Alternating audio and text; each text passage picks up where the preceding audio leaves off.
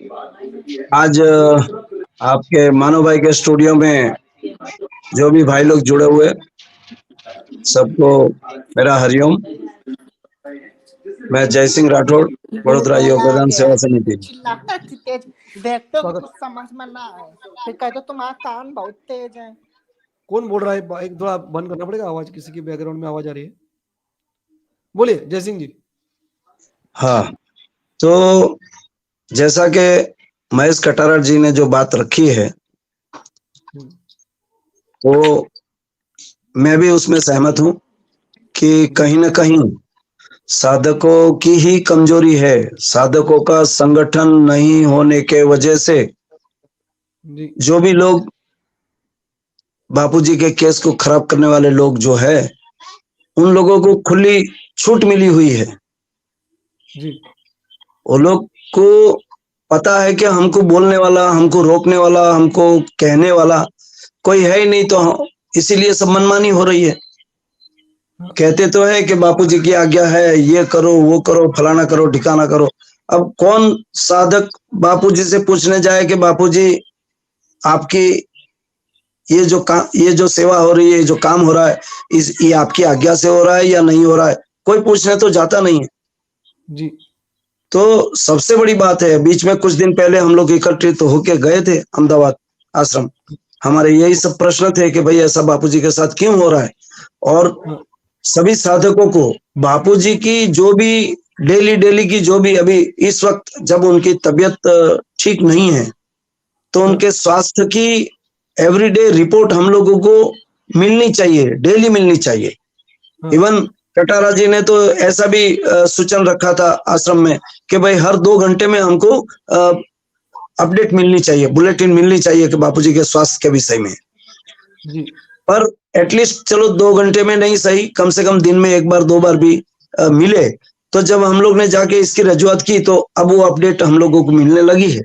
अब daily update आ जाती है कि बापूजी के साथ ये हो रहा है, बापूजी अभी ऐसे हैं, बापूजी ठीक है, बापूजी अभी आज जो वहां हादसा हुआ है, जो भी हुआ है, आज जहां कुछ मारपीट हुई है, कुछ वकील के साथ मारपीट हुई है, रामचंद्र के साथ जो मारपीट हुई है, ये खरेखर ये सच में देखा जाए तो ये बहुत ही शर्मजनक बात है। जी ये जब बापूजी के पास में मैसेज जाएगा तो बापूजी कितने दुखी होंगे कि मेरे साधक क्या कर रहे हैं। हमने तो बापूजी ने तो एक ऐसे कभी संस्कार हम लोगों को दिए नहीं है कि ऐसा करो तैसा करो, मारपीट करो। जो भी है उसका बातचीत करके उसका सॉल्यूशन हम ला सकते हैं। जी और सबसे बड़ी बात है कि हम लोग संगठित नहीं है, ये बात मैं भी कह रहा हूं। अभी महेश कटारा जी ने कहा, हाँ, जब कभी कोई हादसा होता है, जब कोई बात होती है तो सब लोग इकट्ठे होकर एक दूसरे से प्रश्न उत्तर ही करते हैं। पर आज तक कभी किसी ने ये नहीं किया कि हमको संगठित होना है, कोई एक प्लेटफॉर्म बनाना है, या तो कोई एक प्लेटफॉर्म के पास में जाके हमको अपना परिचय देना है, संगठित होना है। अरे जब बोलते हैं कि भाई 7 लाख साधक, 7 करोड़ साधक है, अरे मैं तो बोला हूं कम से कम एक बार कभी 7,000 ही इकट्ठा करके दिखाओ। पर नहीं हो रहा है, 7,000 नहीं हो रहे। 70,000 की तो बातें छोड़ो, 7 लाख की बात छोड़ दो, 7,000 भी इकट्ठे नहीं होते हैं। और जो होते हैं तो उसमें भी यही हो रहा है, कोई किसी की सुनता नहीं है, सबको अपनी अपनी मनमानी करनी है। मान लीजिए किसी एक आदमी को हमने भाई नियुक्त किया कि भाई चलो ये आदमी हमारा लीडर रहेगा, और वो जो है कहेगा हम लोग उसके अनुसार चलेंगे, उसके अनुसार करेंगे। पर न किसी की सुननी नहीं है, सबको अपनी अपनी करनी है।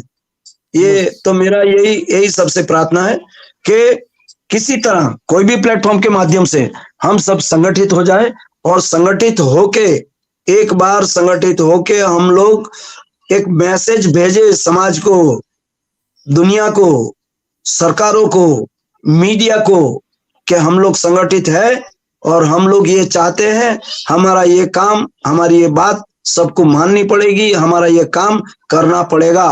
ये तभी सिद्ध होगा जब हम संगठित हो गए। बिल्कुल। हरिओम हरिओम।